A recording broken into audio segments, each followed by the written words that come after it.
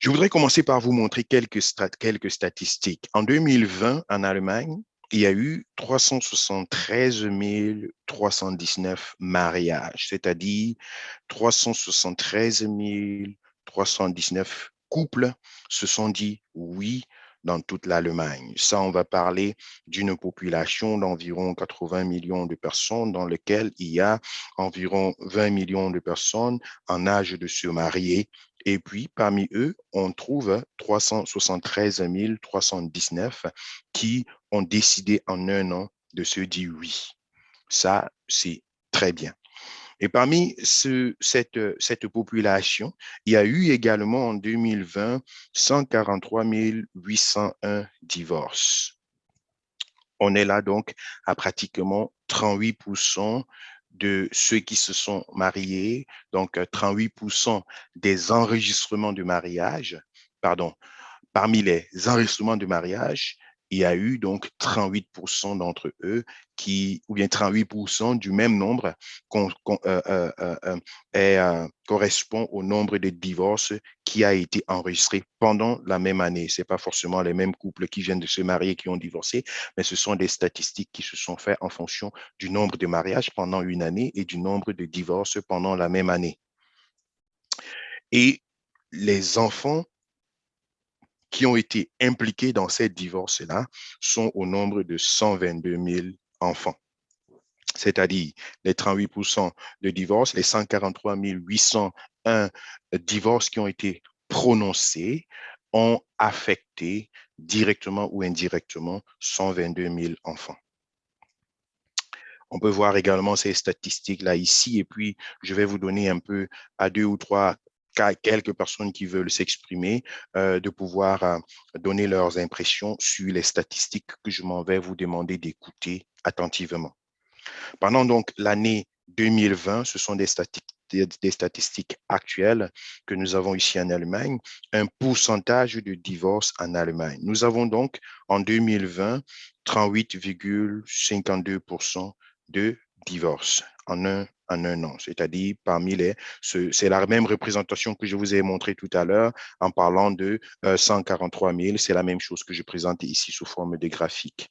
Et on peut se rendre compte que en 2005, on a enregistré le plus grand nombre de pourcentages, 51,92% des mariages, c'est-à-dire pratiquement 1,2 mariages sur voilà, 1,2 mariages sur 2, 1,1 mariage sur 2, n'est-ce pas, se sont soldés en divorce. Et en 2010, on était pratiquement, en 2011, pratiquement à 50% de mariages, c'est-à-dire de deux personnes, de deux couples qui se forment, un va divorcer pendant l'année 2011. C'était ça, les statistiques. Aujourd'hui, nous sommes à 38% lorsqu'on considère les statistiques de 2020.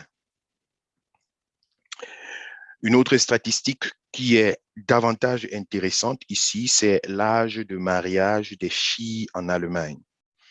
Je me suis concentré dans ces recherches statistiques au niveau de l'Allemagne parce qu'on peut le prendre comme étant un reflet pour d'autres pays, certainement. Donc, jusqu'en 91, les filles pouvaient se marier à environ 26 ans d'âge en moyenne. La courbe donc monte forcément au fur et à mesure que le temps passe et en 2020-2019, les filles se marient en moyenne avec 32 ans, 32,1 ans, 32 ans et quelques mois. Ça, c'est la moyenne des mariages au niveau des filles. Ça, c'est 2019. On peut, n'est-ce pas, en regardant la tendance de la courbe, imaginer que cette année 2020-2021, on serait pratiquement à 33 ans de moyenne des filles qui se marient. Il n'en est pas autrement pour les hommes. L'âge de mariage des hommes, des garçons en Allemagne est allé également croissant. Ce n'est que 2 ans de plus que les filles, en principe, lorsque nous considérons cette statistique, parce qu'en 91, pendant que les filles et la moyenne d'âge était à 26 ans, ici, c'est à 28 ans. Et puis, en 2019, pendant que chez les filles, la moyenne, c'est 32 ans, chez les hommes, c'est 34,6. Donc ici, on se rend compte que la courbe des deux a la même tangente. Plus le temps avance, moins vite les gens se marient. Et on le constate dans notre société aujourd'hui. Maintenant, face à cette représentation que je viens de vous faire rapidement, nous pouvons constater que c'est quelque chose qui peut ou ne pas être considéré comme étant un problème, mais c'est une courbe qui va progressivement. Donc, ce n'est pas une affaire d'une société uniquement, ce n'est pas l'affaire d'une famille uniquement, ce n'est pas l'affaire d'un regroupement de personnes religieuses ou croyantes ou pas, mais on se rend compte que c'est, n'est-ce pas, la nation qui est en train de courir et la population qui est en train d'aller vers cette tendance. Et nous ne pouvons pas dire que ce n'est que quelque chose qui concerne l'Europe, mais les Amériques et l'Afrique n'est pas différent de cela lorsque nous regardons avec notre observation à main nue sans avoir des statistiques. Maintenant, est-ce que vous pouvez avoir quelques idées? Pourquoi est-ce que ces courbes sont en train d'aller dans cette direction? Est-ce que vous pouvez avoir des idées? Prenez votre courage et dites quelque chose. Voilà, c'est pas forcément faux, mais je veux juste que quelques personnes puissent lancer quelques idées pour nous dire pourquoi ces deux courbes sont en train d'aller dans cette direction.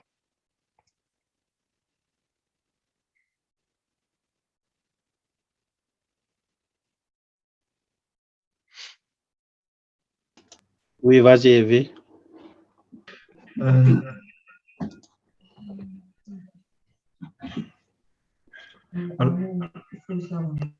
Oui, on t'écoute. Je pense que Bon, je vais parler du cas juste des filles. Sûrement, les filles prennent du temps à se marier, sûrement parce qu'elles sont plus intéressées à faire carrière que mariage. OK, donc il y a la volonté de faire carrière qui paraît être quelque chose de, voilà, d'actuel par rapport aux années précédentes. OK. Quelqu'un d'autre? Au niveau psychologique, on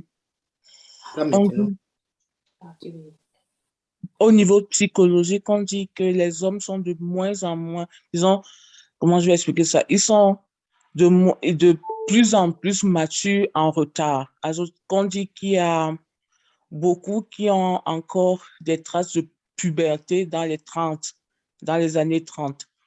Et donc, on trouve que beaucoup d'hommes n'arrivent plus à être matures comme ça avait été dans le temps auparavant, parce que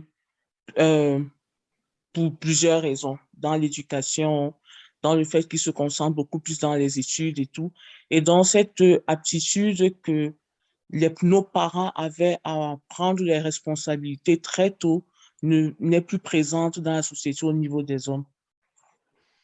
Mais quand on regarde la courbe, on voit qu'elle se développe en parallèle avec la courbe des filles.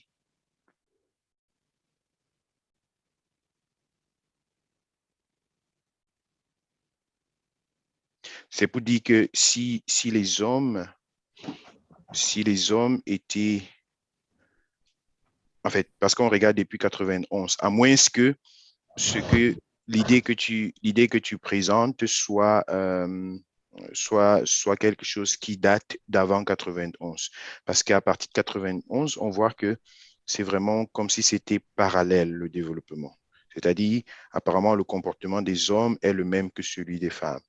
Donc, si les hommes ici avec le temps, deviennent tardivement matures, ah d'accord, à moins que leur engagement est ce qui retarde donc le mariage. Effectivement. Donc, à ce niveau-là, c'est compréhensible. Merci. Quelqu'un d'autre peut partager quelque chose, donner des idées. J'aimerais apporter une contribution. Oui. Oui, exactement comme tu venais de dire, Papa Chibi, parce que sur ce point de vue, comme vient de dire la sœur, on se rend compte que les courbes sont parallèles, en fait, elles évoluent de la même manière. Donc, par rapport à ce qu'elle vient de dire, il y aurait un peu un hic. Bon, maintenant, lorsque j'évalue les deux courbes, je me dis en quelque sorte que plus le temps évolue, plus il y a ce qu'on appelle l'avènement du perfect guy, en fait, dans le garçon parfait, la fille parfaite, en fait. Et ce qui compte tenu aussi des réalités aussi qui interviennent, notamment la vie, les difficultés de la vie et tout ce qui va avec. Et aussi les engagements personnels, on va pas aussi le nier, en fait, qui sont autant de facteurs, en fait, qui contribuent à l'évolution de cette courbe, en fait, qui, je me dis, ira toujours sans cesse croissant, en fait, tant qu'on ne trouve pas, tant on ne se remet pas en question, en fait, par rapport à ces points. OK. Merci. Je peux prendre une dernière personne? Oui, j'aimerais intervenir, Pasteur Chibé. Oui. Je vais donner 3 critères, 3 points essentiels. Je pense que ça va résumer ce que certains d'entre nous viennent de dire, quoi. Le premier point, c'est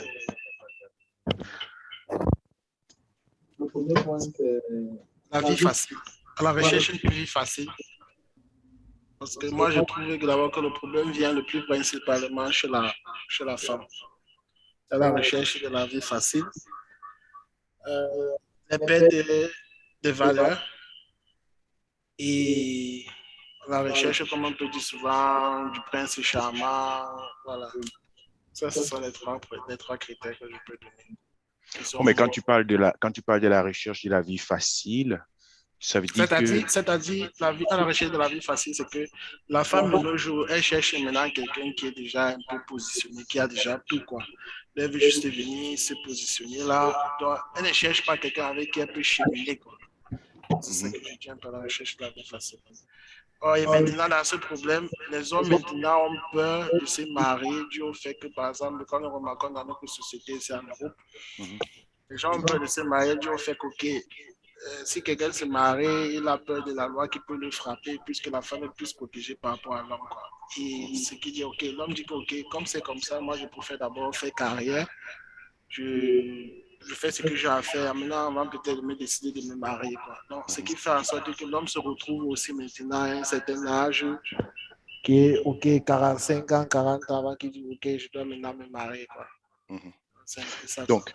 Quand je t'écoute, je vois donc une influence à plusieurs niveaux. Il y a une influence sociétale, mais également une influence individuelle. Je vais commencer par l'influence individuelle. Quand tu parles de la recherche de la vie facile, c'est certainement trop facile de dire ça, parce qu'en ce moment, on serait en train de repousser la faute sur les femmes, ce qui n'est pas le cas pour la femme en général.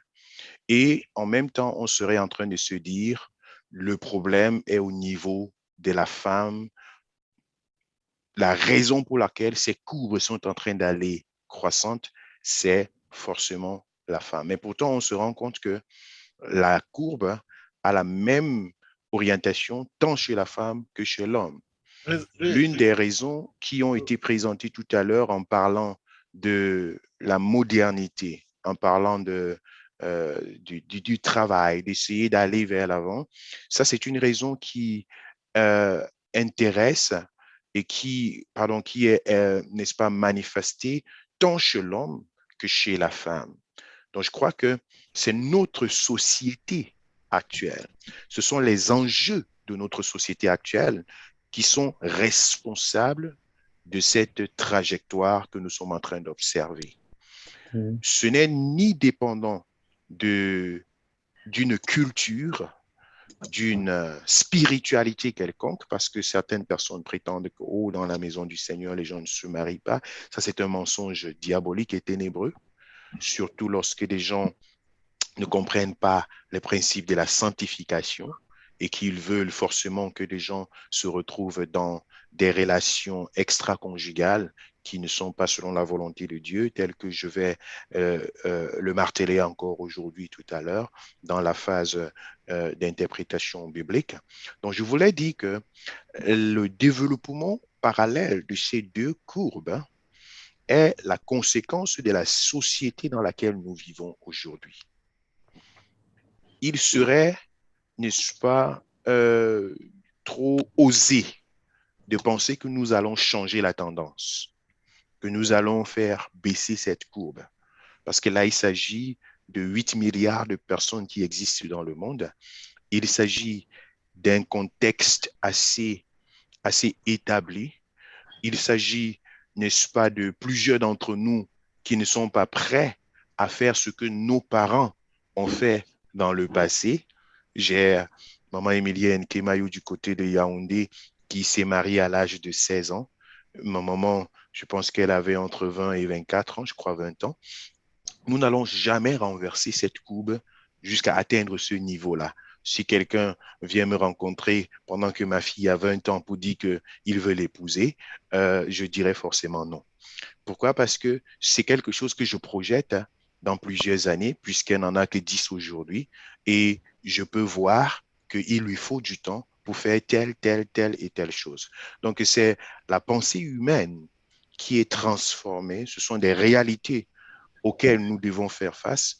Maintenant, ceux et celles qui se sont mariés avant peut-être l'âge d'être majeurs à l'époque, au jour d'aujourd'hui, ne pourraient plus le faire, juste parce que les mentalités ont évolué, les conceptions ont évolué, et cette courbe est en train d'aller dans cette direction croissante. Donc, nous ne pouvons pas inverser la chose. Mais il est question au niveau individuel de pouvoir prendre des décisions, de pouvoir être conscient de la chose et de pouvoir prendre des décisions à la dimension individuelle.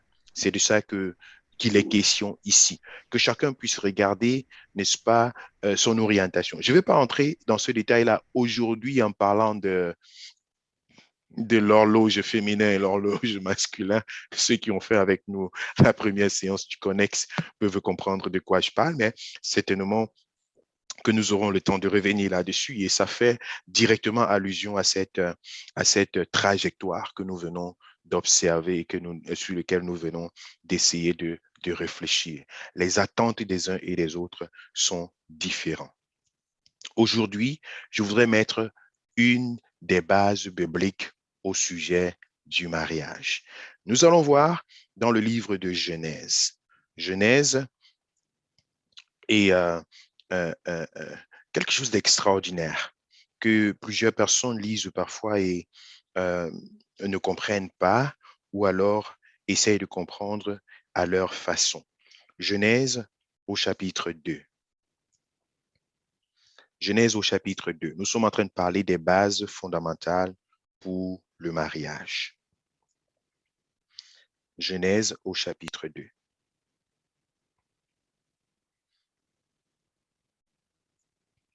Je vais lire à partir du verset 18. Dieu constate quelque chose ici. L'Éternel Dieu dit, il n'est pas bon que l'homme soit seul. Je lui ferai une aide semblable à lui. L'Éternel Dieu forma de la terre tous les animaux des champs et tous les oiseaux du ciel, et il les fit venir vers l'homme pour voir comment il les appellerait, et afin que tout être vivant portât le nom que lui donnerait l'homme.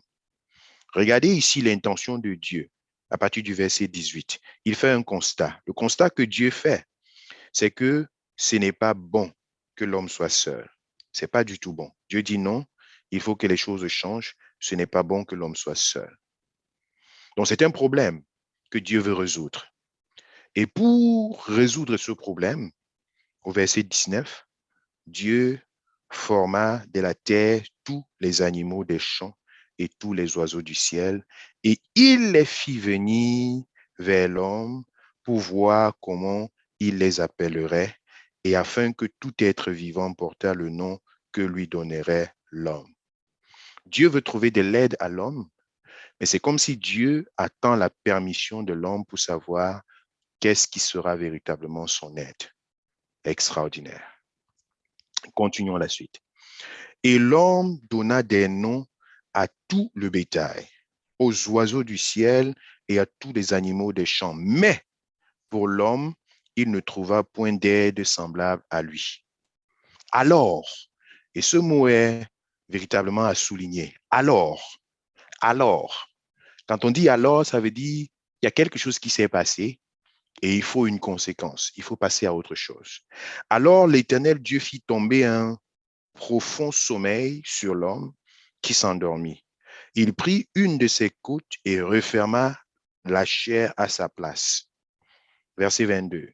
L'Éternel Dieu forma une femme de la côte qu'il avait prise de l'homme et il la mena vers l'homme.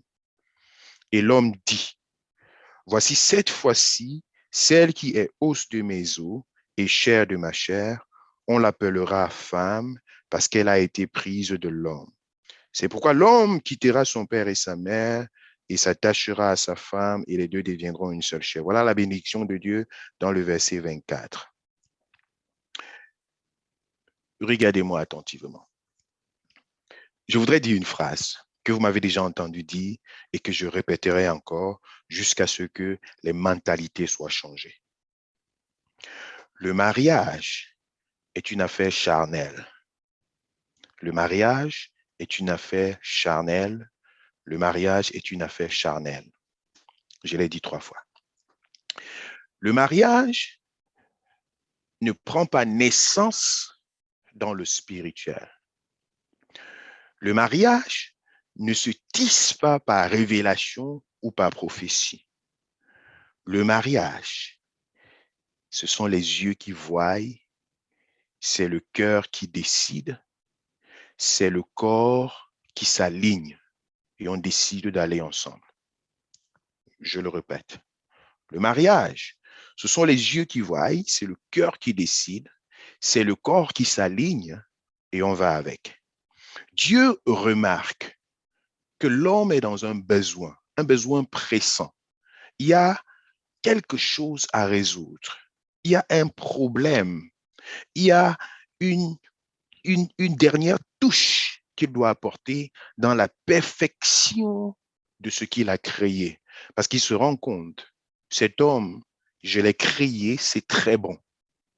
Mais il se rend compte que l'homme a un besoin. Il n'est pas bon que l'homme soit seul. Dans l'optique de lui proposer une aide, il va créer tous les animaux qui existent. Il ne dit pas à Adam, désormais parmi tous ces animaux, tu vas te choisir une aide.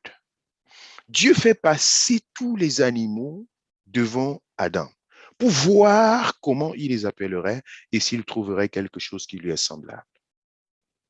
Je ne sais pas si vous connaissez le nombre d'animaux qui existent sur cette terre. Moi, je ne connais pas.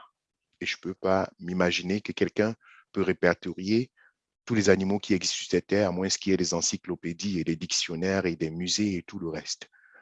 Mais Dieu a fait une liste assez grande de ces êtres pour donner avec toute la largesse possible l'opportunité à Adam de choisir et de se décider volontairement. Je ne veux pas dire ici qu'il faut commencer à faire, à avoir ta liste de 5, 6, je ne sais pas moi combien de personnes que tu veux observer, ça c'est autre chose. Mais ici, Adam a eu toute la liberté de choisir. Dieu ne l'a obligé nulle part. Et il a donné des noms. Toi, tu es chien, tu es chat, tu es léopard, tu es serpent, tu es animal de l'eau aquatique, Il a donné tous les noms. Ils sont tous passés. Et Dieu vit.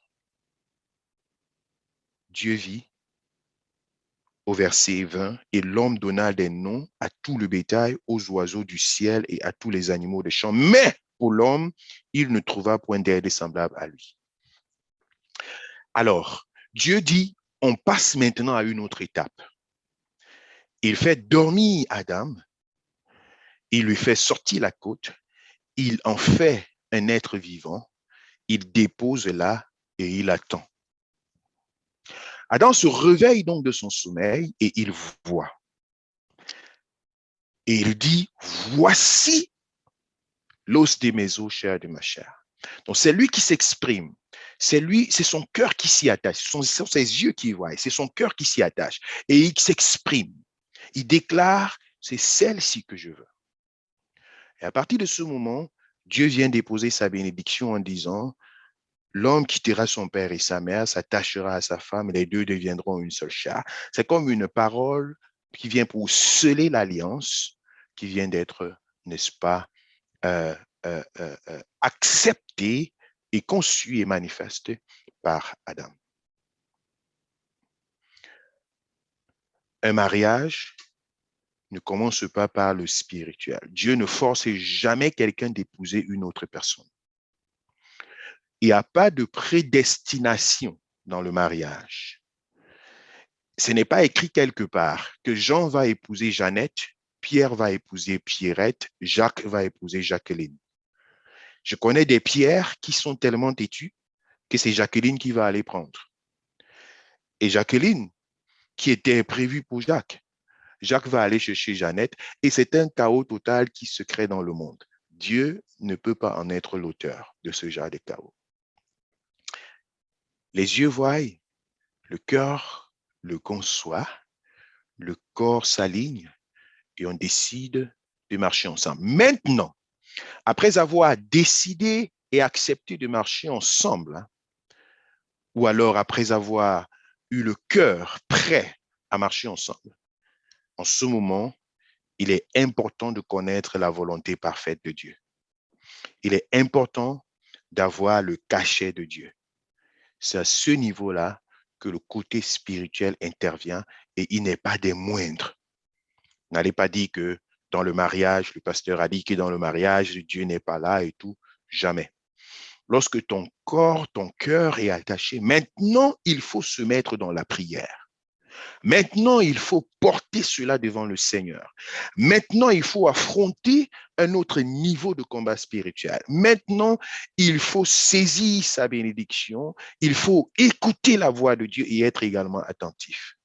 Parce que combien de personnes sont également entrées dans des relations qui n'étaient pas la leur, qui se sont soldées peut-être plutôt destructives pour leur propre chair, parfois même pour leur foi.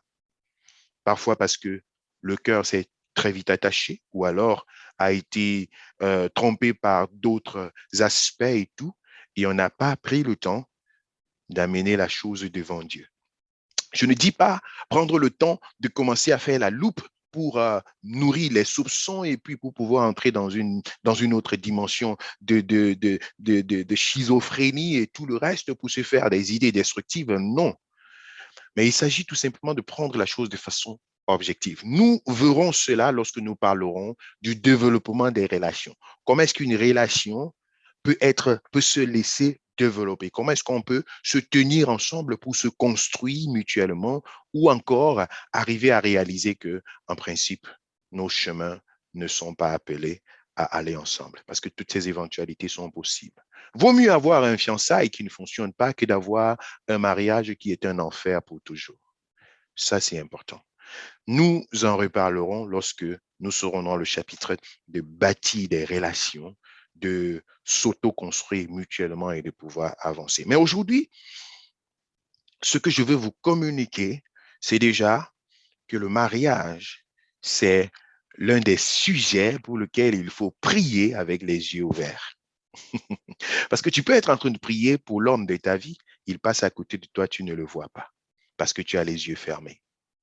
Tu peux être en train de prier pour la femme de ta vie, elle passe à côté de toi, tu ne la vois pas parce que tu as des yeux fermés. Qu'est-ce que cela veut dire? Je ne te demande pas de commencer à prier avec les yeux physiques ouverts, mais je demande tout simplement de pouvoir comprendre, écouter son cœur et se laisser également conduire par ce qu'on voit et par ce qu'on attend.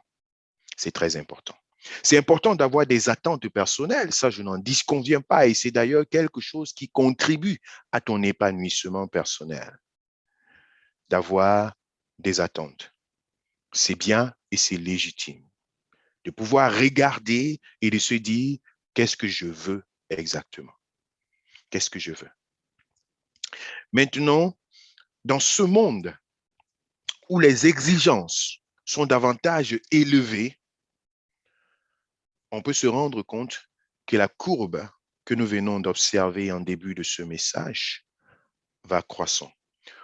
Au fur et à mesure que les attentes sont élevées, Au fur et à mesure que nous trions des personnes, nous enlevons une catégorie de personnes dans, n'est-ce pas, le champ de notre choix. Regardez ce que Dieu a fait à Adam. C'était illimité. Mais plus le choix est restreint, moins il est rapide dans l'accomplissement de cette volonté et de ce choix, de ce besoin que Dieu voulait combler. Mais là n'est pas la question. Nous ne savons pas combien de temps est passé entre la création de ces animaux, le choix, ou alors l'absence du choix d'Adam et l'opération chirurgicale que Dieu venait d'opérer. On ne sait pas combien de temps s'est passé, mais on sait qu'il a fallu du temps.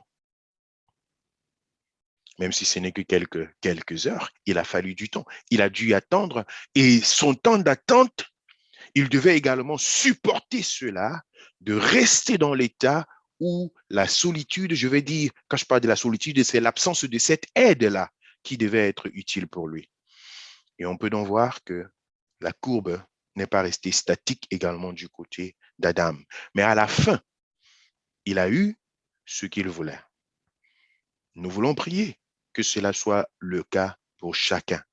Mais cependant, j'exhorte à ne pas avoir des opinions trop hautes de soi-même et de pouvoir se barrer soi-même la route à un certain moment donné. Il faut prier les yeux ouverts pour se dire, qu'est-ce que je veux exactement? Où est-ce que je pars? Est-ce que je suis vraiment désireux? Est-ce que je suis vraiment désireuse de pouvoir entrer dans une relation? De pouvoir bâtir, n'est-ce pas, une vie ensemble? Qu'est-ce que je veux pour moi-même? Ce n'est pas de la responsabilité de Dieu dans un premier temps. Je voudrais le rappeler encore ici. Ce n'est pas de la responsabilité de Dieu dans un premier temps. Dans un premier temps, il s'agit de ton cœur. Il s'agit de toi-même. Il s'agit que tu prennes également ton courage en main et que tu saches reconnaître premièrement que le besoin est là. C'est pas seulement Dieu qui doit voir que le besoin est là, mais que toi-même tu saches que le besoin est là, que tu sois consciente de la présence de ce besoin, ce qui n'est d'ailleurs pas facile pour plusieurs personnes. Parfois à cause des échecs du passé, à cause de ce par quoi on est passé, à cause de ce qu'on a traversé dans la vie, généralement, on est poussé à ne pas croire qu'on veut se marier. L'une de mes filles est venue vers moi, c'était, n'est-ce pas, au milieu des années 2008-2009, et elle est venue avec une pensée assez... C'était bizarre pour moi parce que je la voyais dynamique dans sa foi et tout, mais elle entre chez moi et puis elle s'est dit, ah, Papa Chibi, je ne vais jamais me marier, cette affaire de mariage-là et tout. Elle a déversé toute sa colère pendant près d'une trentaine de minutes, je ne faisais que l'écouter. Quand elle a fini de parler, j'ai souri dans mon cœur et je lui ai dit, je sens que le mariage arrive dans ta vie. Elle s'est encore énervée. Ah, mais tu ne comprends pas, je viens d'être déçue. Tout de suite, elle a raconté tellement de choses qui se passaient dans sa vie. J'ai prié pour elle et je l'ai laissée partir. Elle est revenue 3 mois plus tard en me disant, voici quelqu'un que je vais épouser. J'ai repris son message d'il y a de cela 3 mois et je lui ai dit, c'était toi qui parlais ou bien c'était quelqu'un d'autre? Donc, Dieu peut changer les situations. Dieu peut changer la conception à l'intérieur. Mais il faut que nous puissions également être de la partie, que nous soyons partenaires. Tu ne peux pas dire quelque chose que tu ne veux pas et souhaiter avoir la même chose que tu es en train de dire de ta bouche que tu ne veux pas. Parce que ta confession et tes paroles sont importantes. Ton comportement est important. Que tu sois homme ou que tu sois femme. C'est important de pouvoir te positionner, n'est-ce pas, de façon favorable pour entrer dans cette atmosphère qui te permet de te décider. C'est important à ce niveau. Je voudrais mettre l'accent sur la décision personnelle. La décision personnelle. Adam a pris sa décision en main. Nous avons ce gros problème-là ici en Europe et parfois même en Afrique. La plupart des hommes autour de nous sont des hommes qui n'arrivent pas, excusez-moi les hommes, mais je l'ai constaté, des hommes qui n'arrivent pas à se décider, qui n'arrivent pas à dire ce qu'ils veulent, qui veulent tout simplement entretenir des relations sans pouvoir dire exactement ce qu'ils veulent. Adam, dès qu'il s'est levé de son sommeil, il a dit, voici l'os de mes os, chair de ma chair. Et il a pris sa décision, il a attendu le cachet de Dieu, Dieu a mis son cachet et Adam s'est mis en action. Combien de filles en Europe, en Afrique, se retrouvent comme des dossiers qu'on a pris pour mettre dans des tiroirs? Un homme qui n'arrive pas à se décider et tu te rends compte qu'il a 3 ou 4 jeunes filles, païennes ou chrétiennes, je ne veux pas parler uniquement des chrétiens, mais 2 ou 3 qu'il est en train d'étudier. Mais tu étudies quoi? Qu'est-ce que tu étudies? C'est la philosophie ou bien c'est quoi?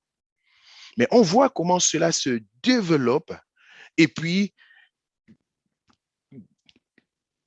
on répond au téléphone à gauche, on répond au téléphone à droite, on est partout à la fois et après, on est surpris qu'on n'arrive pas à se décider soi-même. Mais quand ton cœur est dans 3 endroits à la fois, tu veux que ça se décide comment? Ce n'est pas possible. Et c'est l'une des raisons pour lesquelles des hommes traînent le pas parce qu'ils se disent, il faut ceci, il faut ceci, il faut ceci, il faut ceci. Et parfois, la plupart de ces hommes, excusez-moi les hommes, parfois la plupart de ces hommes réfléchissent sans parler. C'est-à-dire des hommes qui veulent voir quelque chose, mais sans dire à la fille ce qu'il veut voir. Il veut analyser quelque chose sans parler, sans communiquer au sujet de ce de quoi il veut, de ce qu'il veut analyser. Et il reste dans son coin, il entretient la relation d'une façon ou d'une autre, et tu te comportes normalement, tu fais ci ou ça, et puis un jour, tu te rends compte, il n'est même plus par rapport à toi. Et tu as perdu des mois de ta vie, des semaines de ta vie, des années de ta vie, parce que tu as été mis dans un tiroir. Ça, c'est un comportement qui est contraire à celui d'Adam, qui se lève de son sommeil et qui, n'est-ce pas, dit, voici l'os de mes os, chair de ma chair. Il ne faut pas que ce sommeil soit trop long. Parce que quand on est dans le sommeil, Adam était dans son sommeil, il ne savait même pas qu'est-ce qui se passait. Mais quand il a ouvert les yeux, il a parlé de ce qui était dans son cœur. Il en est de même au niveau des filles. Ce qui traîne la courbe. Le garçon, le frère, il est engagé, il veut et il se présente. Mais tu l'envoies balader pendant des mois et des mois pour dire que tu es en train de prier. Mais en réalité, tu n'es même pas en train de prier, tu es en train de regarder 2 ou 3 autres options que tu as devant toi pour voir comment ça va se positionner avant que tu te décides, comme si ce garçon était le 3e ou le 4e choix. En ce temps-là, toi aussi, tu le considères comme étant un dossier que tu as mis dans ton tiroir. Tu es en train de prier, tu pries quoi? Tu veux que Dieu te dise quoi? La meilleure façon de faire, c'est de prier ensemble. C'est de prier ensemble et de se dire, allons devant le Seigneur pour lui présenter ce cas et voir qu'est-ce que cela va devenir. Sinon, tu vas dire que tu pars prier. Quand tu vas venir avec ta solution à toi, qu'est-ce que tu vas lui dire? Tu vas dire, frère, Dieu m'a dit de ne pas t'épouser. Tu peux dire ça à quelqu'un. Que frère, Dieu m'a dit, je ne vais pas t'épouser. Mais tu veux donc dire à ce frère-là que Dieu est son ennemi, en réalité. Donc, quand tu dis que tu peux prier, tu peux parler à qui? Que ce frère-là aussi ne connaît pas. Et tes prières, tu n'as jamais prié pendant 3 mois, mais pour ce sujet-là, tu vas prier pendant 6 mois. Le frère sera en train d'attendre. Donc, ça, ce sont des choses qui ne jouent pas en la faveur de changer cette courbe que je viens de vous présenter au début. C'est très important de pouvoir comprendre cela. Je ne demande pas de pouvoir répondre spontanément ou quoi que ce soit, mais je demande de pouvoir, n'est-ce pas, faire des choses dans la règle de l'art. S'il faut prier, trouver le temps de prier. Même pas que s'il faut prier, il faut absolument prier pour avoir la confirmation de la part de Dieu. Mais lorsque la jeune fille se met plutôt à se cacher derrière la pensée de prier pour commencer maintenant à observer, à prendre la loupe pour mettre sur la vie de ce frère, vous savez, la loupe présente tous les détails. Et quand tu mets la loupe, tu vas donc voir tous les détails. Et ces détails-là ne vont pas forcément te plaire. Ces détails, pendant que tu vas les voir, si tu es dans une attitude critique ou égoïste, voulant te protéger toi-même, ou alors répondre à certains standards qui ont été formés autour de toi, à cause de l'influence des amis, des frères, de l'entourage, de l'église, à gauche, à droite, oh, telle catégorie de personnes, comme des schémas dans lesquels tu t'es forgé pour dire que ce n'est que telle catégorie de personnes que je peux épouser. Oh, il est trop court. Oh, il est trop géant. Oh, il a ceci. Oh, il a cela. Au fur et à mesure que tu as toutes ces catégories-là dans ta tête, dès que tu vas prendre ta loupe, tu ne vas voir donc que les défauts de la personne. Voilà pourquoi je dis, c'est important d'écouter d'abord son cœur. Il y en a même qui se mettent à voir avec leur loupe le côté négatif, le côté difficile de l'individu, que ce soit de l'homme ou de la femme. Se concentrer sur le côté négatif te pousse à te résigner alors que plusieurs personnes se résignent malgré un amour profond et intense qu'elles ont dans leur cœur par rapport à la personne. Regardez Adam, qui se réveille de son sommeil. Il n'a pas le temps de considérer que cette femme est un être de sexe faible. Est-ce que vous comprenez? Elle est là devant lui. Il la voit. Vous croyez que si Adam avait pris la loupe pour mettre sur la vie d'Ève, il aurait facilement dit oui?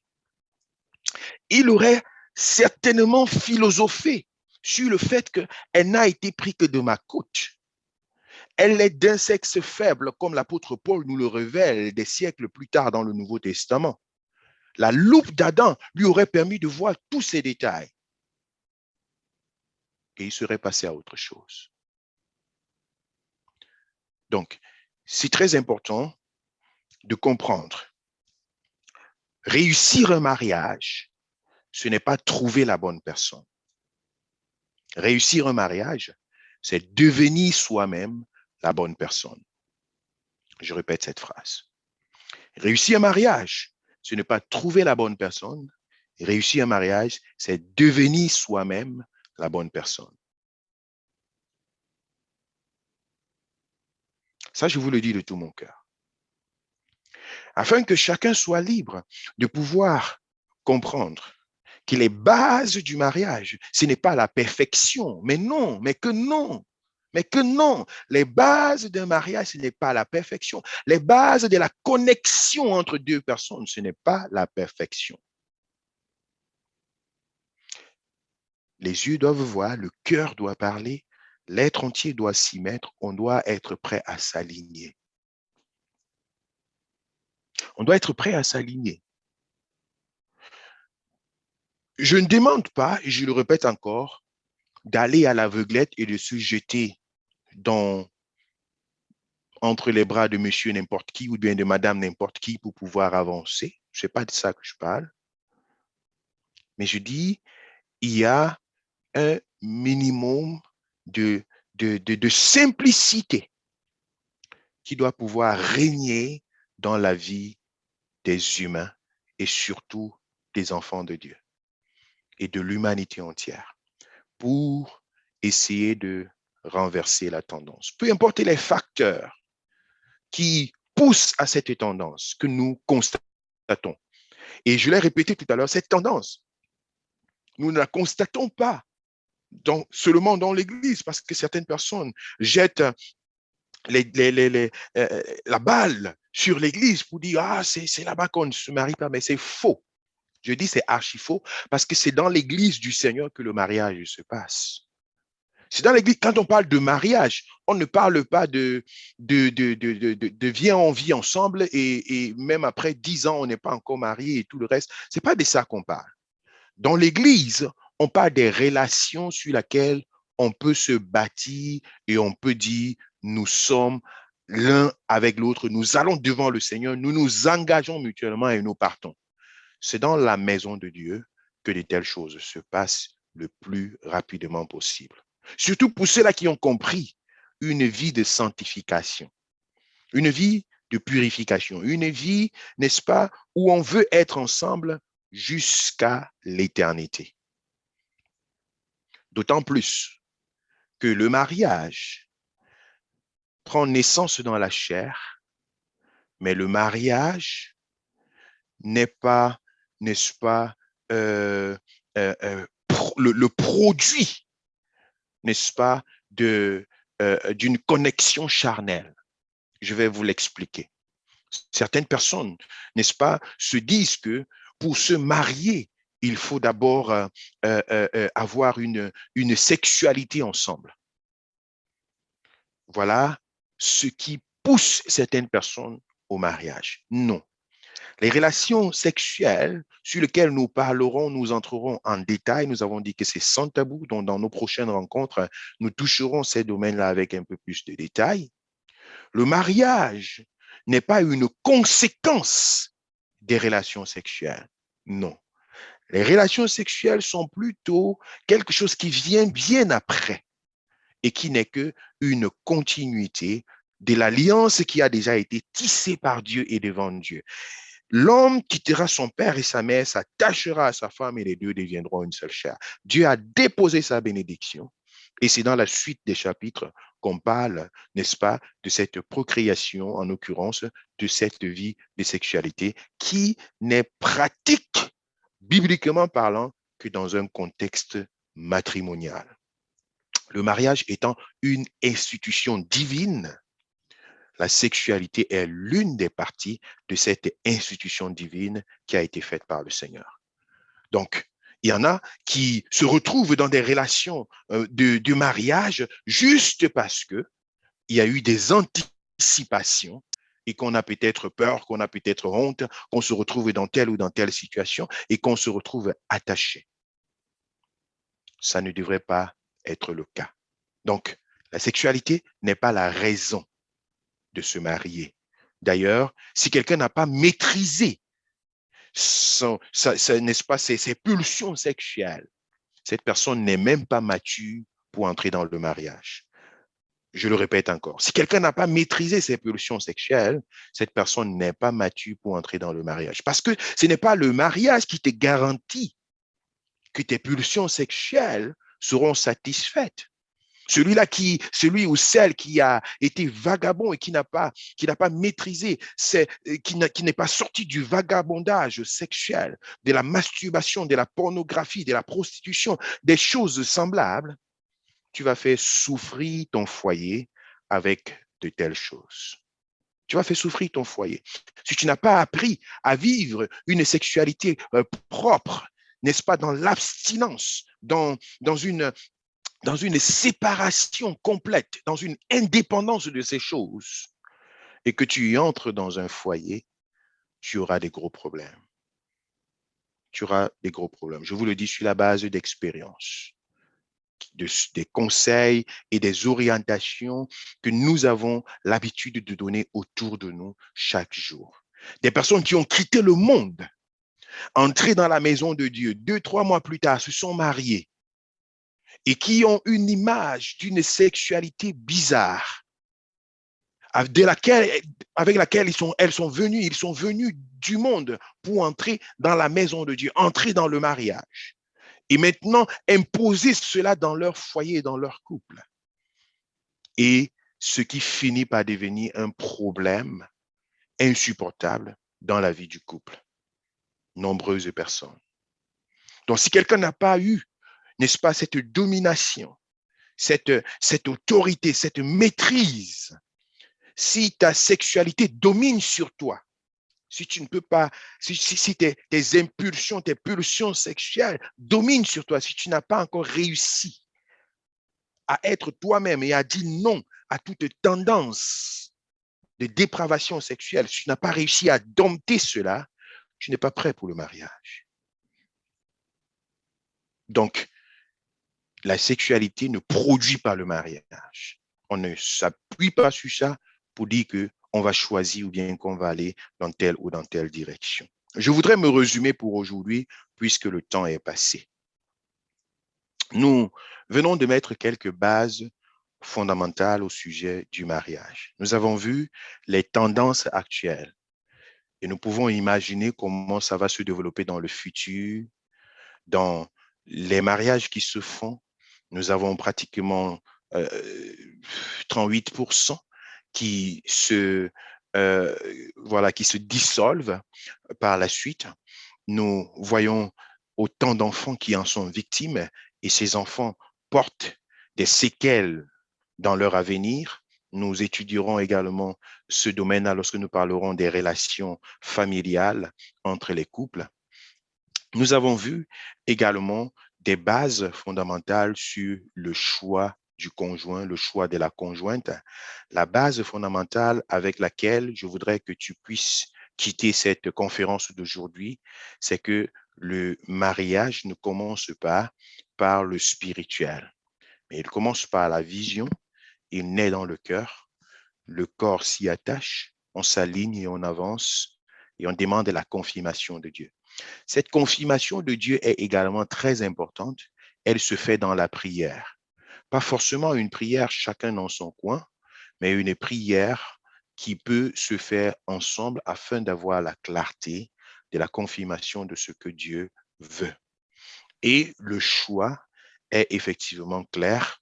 Il n'est pas fait selon nos aspirations de trop haute opinion de nous-mêmes, mais dans une simplicité de cœur pour pouvoir, n'est-ce pas, avancer avec ce dossier du mariage que Dieu a déposé devant nous. Bien sûr que lorsque des cœurs décident de se mettre ensemble, il y a certainement un besoin d'accompagnement spirituel et nous, dans le CBS Church, nous sommes disponibles, mon épouse et moi, et d'autres personnes que nous sommes en train de constituer comme étant un comité de mariage pour accompagner, n'est-ce pas, des candidats au mariage, des personnes qui sentent qu'elles veulent aller ensemble dans une certaine direction pour bâtir un avenir, aussi longtemps que ces personnes sont disponibles et disposées à se soumettre à notre leadership spirituel. Nous sommes, n'est-ce pas, à mesure de conduire pour que les choses puissent aller dans une direction positive pour l'avancement de leur union. Donc, voilà les bases donc, de cette relation, les bases de cette union qui est une union sacrée. Bien-aimés dans le Seigneur, je voudrais croire que ce que Dieu a déclaré déjà dans nos vies en 2021 au sujet du mariage, je voudrais croire que cela s'étend en cette année 2022. Je voudrais croire que les bases que Dieu a déposées, nous voyons dans l'Église en ligne, des personnes qui s'interconnectent, qui échangent et qui, n'est-ce pas, font des projets ensemble, qui regardent vers l'avenir. Nous voyons dans nos assemblées locales comment des gens se retrouvent, les cœurs s'ouvrent les uns vers les autres. Nous croyons en cette atmosphère, n'est-ce pas, de bénédiction matrimoniale que Dieu a déclenchée dans l'Église afin que des vies soient bâties, que des foyers soient construits, que des projets n'est-ce pas, réciproques, des projets collectifs de partenariat puissent naître. Nous croyons que dans cette optique-là, Dieu va continuer à faire son travail et cet instrument de ce séminaire que nous avons donc engagé aujourd'hui nous aidera à pouvoir bâtir dans ce que le Seigneur a décidé de faire. Gloire à Dieu. Donc, nous reviendrons et nous vous donnerons l'occasion de poser des questions. Si vous en avez eu pour aujourd'hui, vous pouvez tout simplement nous les faire savoir. Mais je crois avoir fini pour aujourd'hui. Pasteur Cédric, frère Hervé, je vous renvoie la parole. Je ne sais pas si on va directement clôturer, mais je suis à votre disposition si vous pensez qu'une ou deux questions peuvent être résolues pour aujourd'hui. Ok, merci Papa Chibi, que Dieu te bénisse vraiment pour ce moment merveilleux. On veut donner une occasion pour 3 personnes de poser des questions avant de clôturer pour aujourd'hui. Donc, si vous avez des questions, vous pouvez les poser pour aujourd'hui et les restes des questions, au fur et à mesure, on va donner d'occasion pour que ça soit, pour que le pasteur le réponde. Alors, qui a des questions? Il peut seulement se signaler et voilà.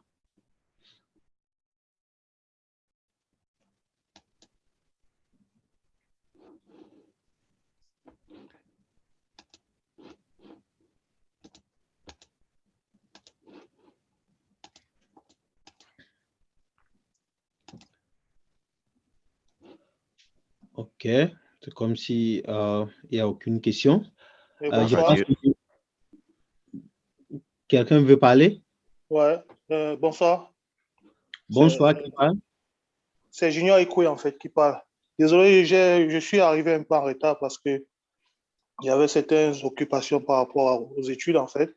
Je voulais savoir, il y a une question qui me préoccupe un peu, vu ce que le pasteur a pu dire pendant ce fort track, en fait, dans le sens où si on croise quelqu'un et en fait, entre nous, on s'est dit que ça peut marcher vu qu'on s'aime, on va dire ça comme ça.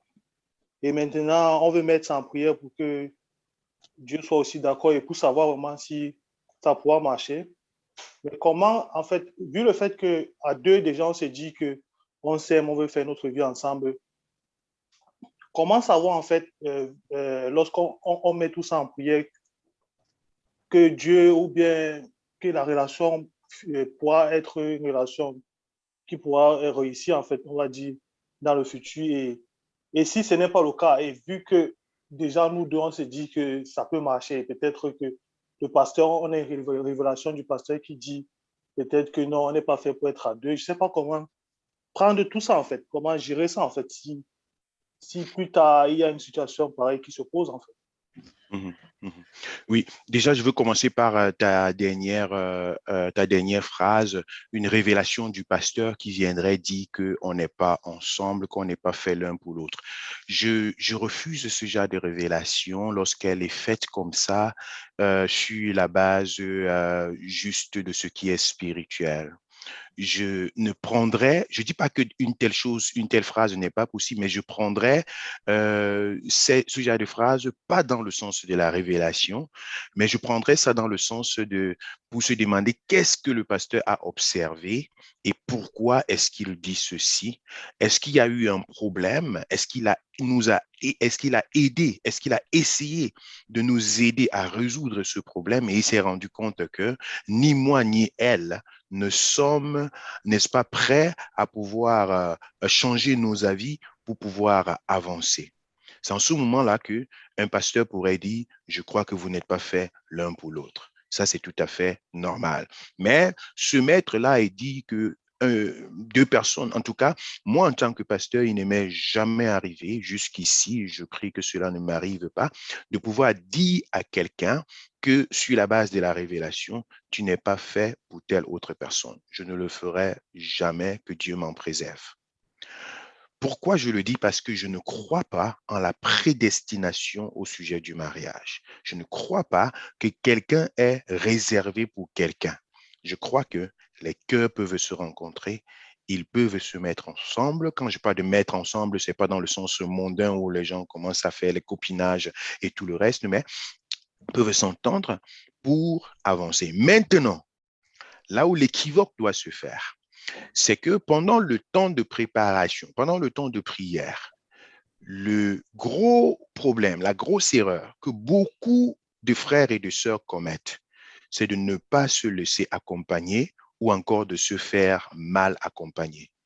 Parce que les conflits, il y en a toujours. Les mésententes, il y en a toujours. Les incompréhensions, il y en a toujours. Des points sur lesquels on a mis la loupe et on a vu que c'est un problème, il y en a toujours. Mais aucun de ces problèmes, n'est-ce pas, n'est éternel. Ce sont des problèmes qui peuvent se résoudre.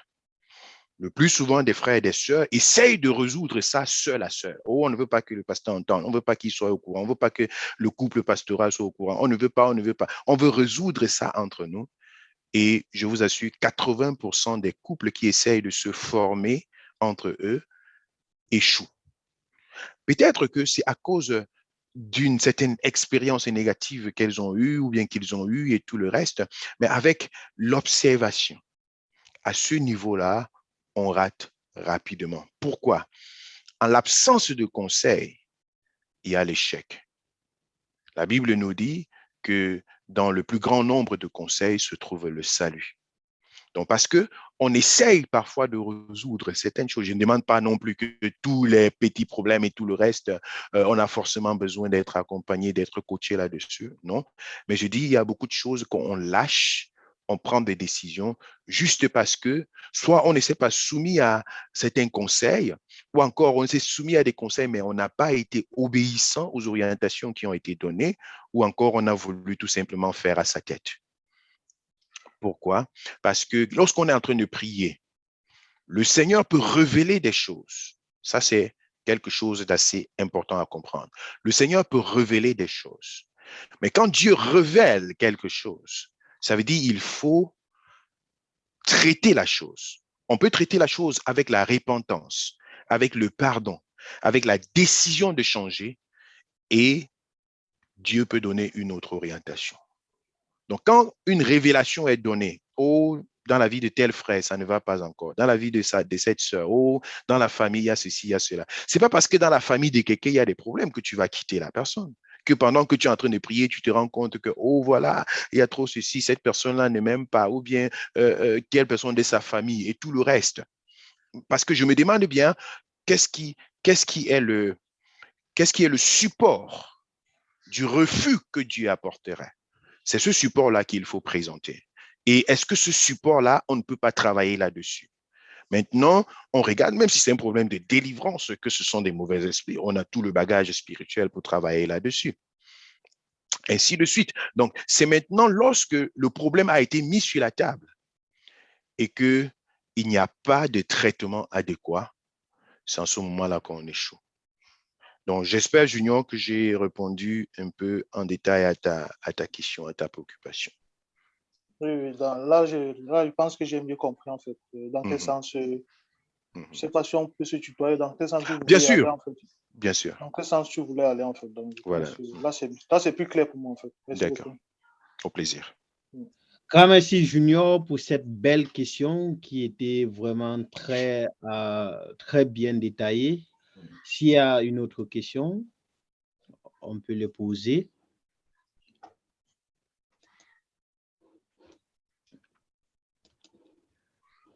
Je vois la main de Ulrich.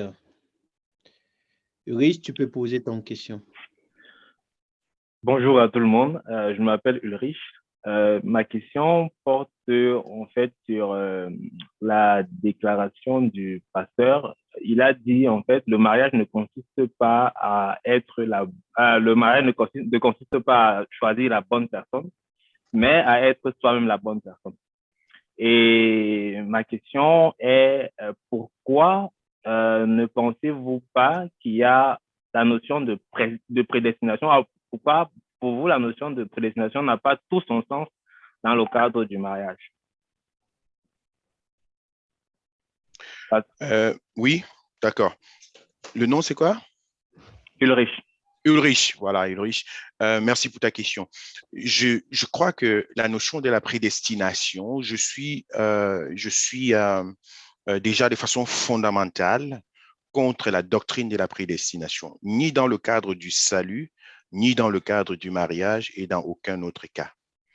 La Bible nous dit, Dieu a tant aimé le monde qu'il a donné son Fils unique afin que quiconque croit en lui ne périsse pas, mais qu'il ait la vie éternelle. Donc, la prédestination, c'est quelque chose qui s'applique au moment où on a donné sa vie à Jésus. Donc, lorsqu'on a donné sa vie à Jésus, on est donc prédestiné. On a le salut, on est prédestiné à être sauvé. Mais toute personne a l'opportunité d'entrer dans cette prédestination. Donc, je ne crois pas à la prédestination avant le salut, je crois à la prédestination après le salut, qui est une conséquence du fait qu'on a donné sa vie à Jésus. On est prédestiné au royaume de Dieu. Donc, je reviens donc sur la prédestination par rapport au mariage. Et mon exemple a été très élémentaire tout à l'heure en parlant de Jacques avec Jacqueline, de Pierre avec Pierrette, de Jean avec Jeannette.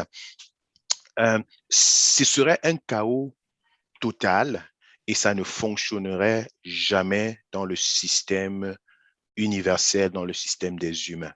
Parce que nous sommes spécialistes de la tétutesse en tant qu'êtres humains. Et Dieu ne pourrait pas s'aventurer à pouvoir faire un truc pareil.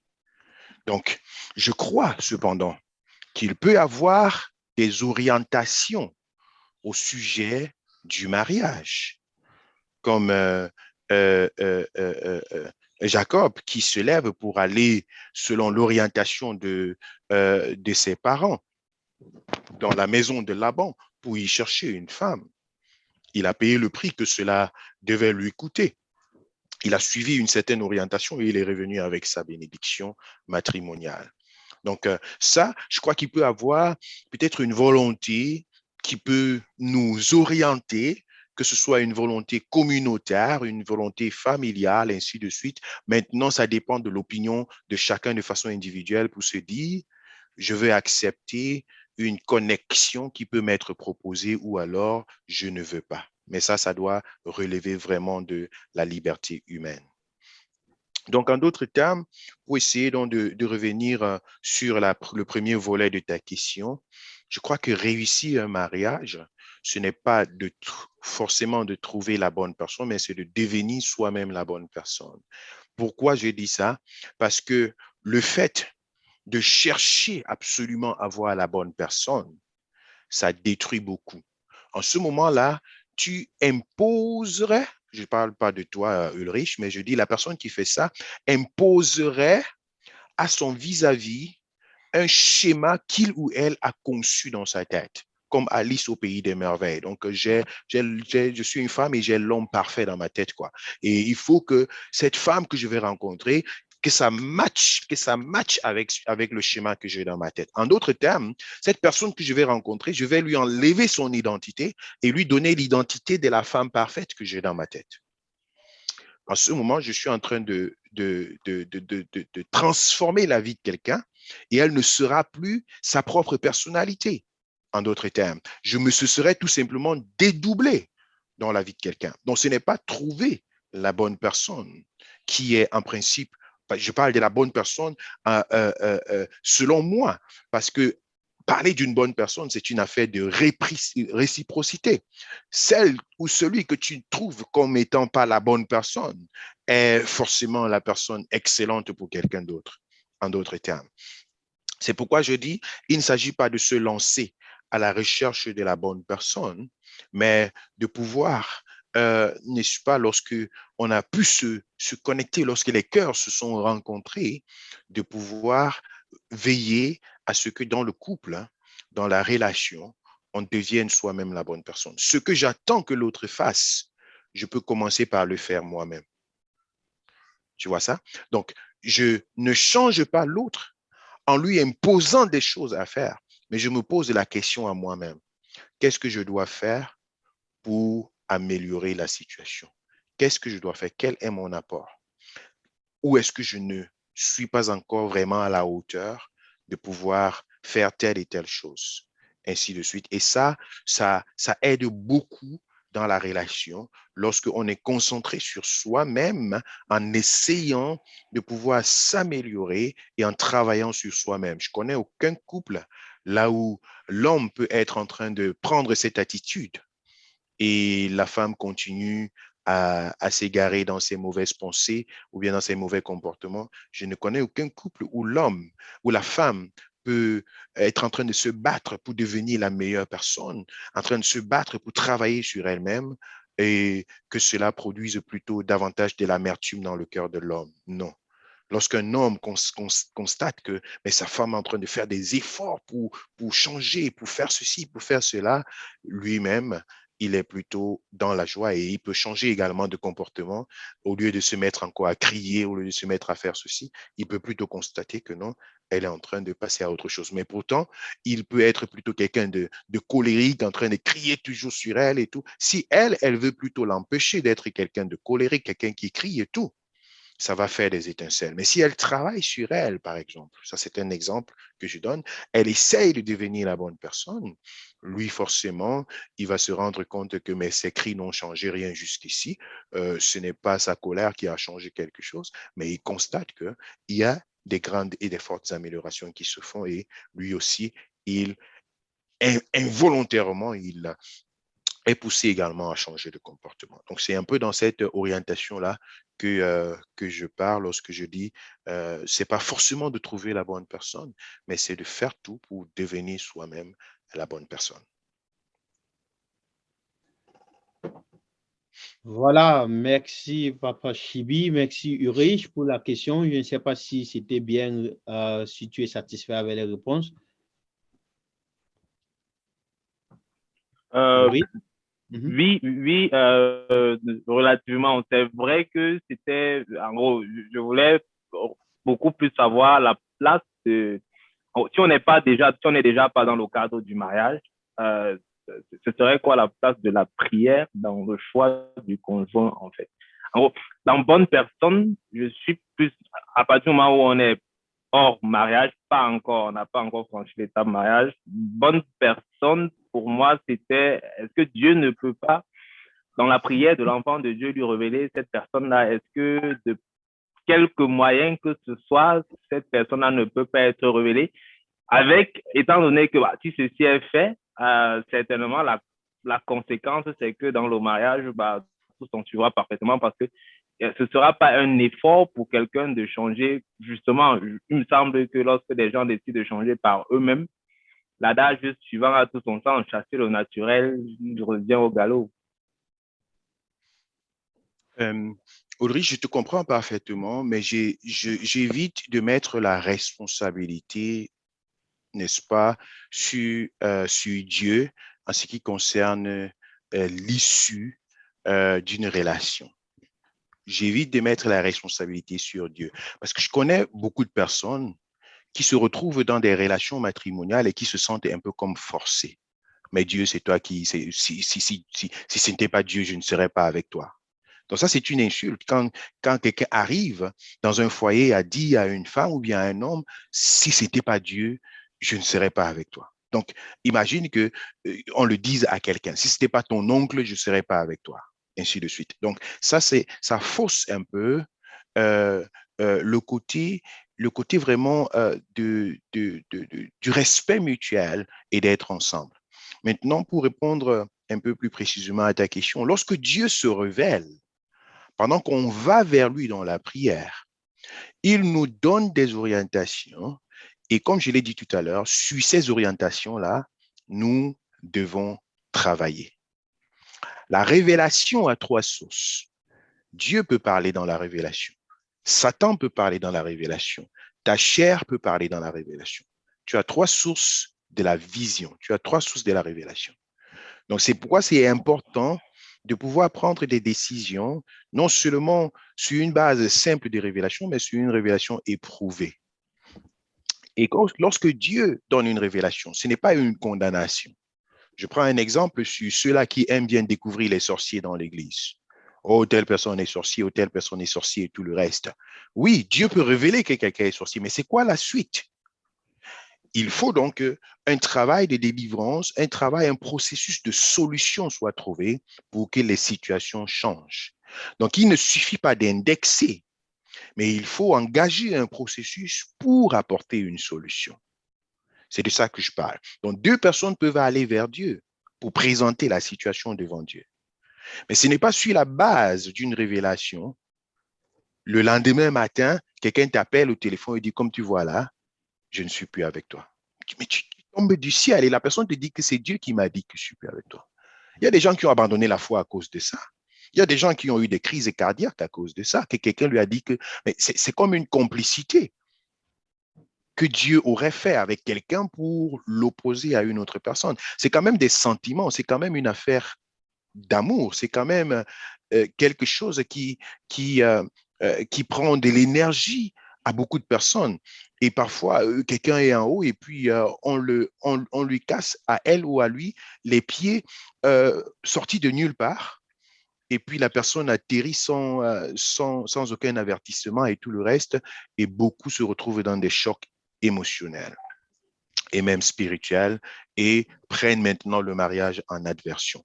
Donc, les chrétiens doivent éviter de se cacher derrière une quelconque révélation pour pouvoir prendre des décisions émotionnelles de façon brusque. Je ne dis pas que la révélation ne peut pas venir dans ce domaine, mais c'est que sur cette révélation-là, nous devons travailler.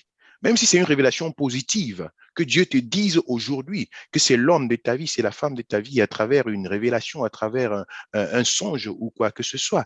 Il faut donc tenir ça comme étant une promesse et travailler là-dessus pour dire, Seigneur, je crois que c'est toi qui me l'as donné et tu vas travailler là-dessus parce que ce ne sera pas toujours positif jusqu'à la fin de vos jours. Au moment maintenant où les choses vont sembler être différentes de ce que toi tu avais déjà reçu comme confirmation, tu vas te lever pour réclamer dans la prière par rapport à ce que... Donc, en réalité, tu t'appuies sur cette révélation pour faire un travail spirituel. Sauf que cette fois-ci, c'est dans un sens qui paraît être positif. Mais de la même façon, s'il y a une révélation qui te montre qu'il y a quelque chose qui n'est pas encore fait, il faut donc s'y mettre. Tout ceci que je viens de vous donner, c'est sur la base, n'est-ce pas, du fait qu'on est des enfants de Dieu et on est en train de parler sur une base vraiment de ce qui nous concerne dans la maison de Dieu. Maintenant, si Dieu te révèle que la personne avec qui tu es en train de t'engager est un homosexuel ou bien un occultiste, je sais pas moi, une quoi, bien sûr que tu ne vas pas dire que tu vas y travailler. Tu renvoies d'abord la personne, que la personne aille. Mais tu ne vas pas non plus te lever juste sur la base de cette révélation. Tu vas ouvrir un peu plus les yeux pour avoir la confirmation que cette révélation que tu as reçue est vraie. D'autant plus que j'ai parlé de 3 sources de révélation, Dieu, le diable et ta chair. Donc, il va falloir que sur cette base de révélation, tu puisses te rassurer. Et c'est en ce moment-là qu'on a même besoin davantage de conseils extérieurs et d'aider pour analyser la situation, pour pouvoir aller vers l'avant. Nous connaissons des personnes qui se sont mariées juste comme ça et qui, un jour ou l'autre, s'est rendu compte que non, c'est pas vraiment un homme avec qui je suis à la maison, c'est pas vraiment une femme avec qui je suis à la maison. Il y a d'autres tendances et d'autres déviances. En ce moment-là, il n'y a pas eu d'accompagnement spirituel, ça c'est sûr. Il n'y a pas eu de soumission, il n'y a pas eu d'observation, il n'y a pas eu de preuve. À ce niveau-là que je voudrais qu'on puisse comprendre. Donc, je ne veux pas dire d'aller à l'aveuglette et tout le reste, mais je pars vraiment sur la base du fait qu'on est enfant de Dieu, qu'on est en train d'aller dans une dimension spirituelle qui est déjà bien bâtie. Et en ce moment-là, on peut se laisser entraîner dans cette mouvance-là qui est humaine et parfois charnelle. Mais lorsque ce sont des choses fondamentales qui touchent à la foi chrétienne, qui touchent à des tendances de déviation bizarres et tout le reste, naturellement, ce sont des choses sur lesquelles il faut travailler de façon fondamentale et d'où davantage la nécessité de se faire accompagner le plus tôt possible dans des relations qu'on entretient. C'est important. Merci pour ces détails. Au plaisir. Merci pour ta question. Ça permet vraiment d'apporter un peu plus de clarté.